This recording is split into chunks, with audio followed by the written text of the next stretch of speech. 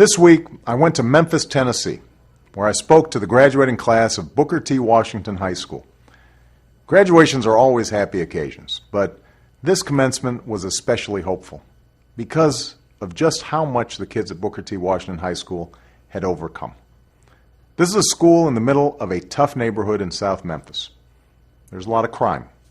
There's a lot of poverty. And just a few years ago, only about half of the students at the school graduated. Just a handful went off to college each year. But folks came together to change all that. Under the leadership of a dynamic principal and devoted teachers, they started special academies for ninth graders because they found that that's when a lot of kids were lost. They made it possible for students to take AP classes or vocational courses. Most importantly, they didn't just change the curriculum. They created a culture that prizes hard work and discipline, and that shows every student that they matter.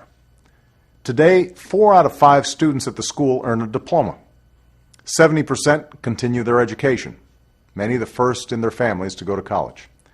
So Booker T. Washington High School is no longer a story about what's gone wrong in education. It's a story about how we can set it right. We need to encourage this kind of change all across America. We need to reward the reforms that are driven not by Washington, but by principals and teachers and parents. That's how we'll make progress in education, not from the top down, but from the bottom up. And that's the guiding principle of the Race to the Top competition my administration started 2 years ago.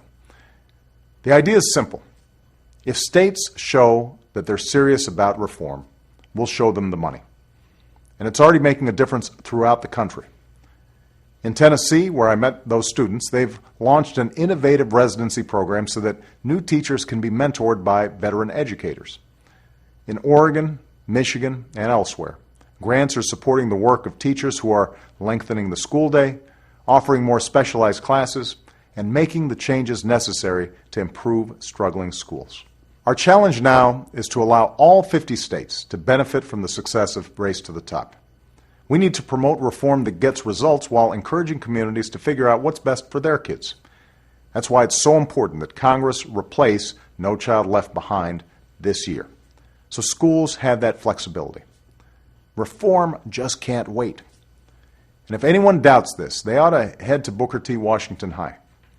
They ought to meet the inspiring young people who overcame so much and worked so hard to earn their diplomas in a school that believed in their promise and gave them the opportunity to succeed. We need to give every child in America that chance. That's why education reform matters. Thanks for listening, and have a great weekend.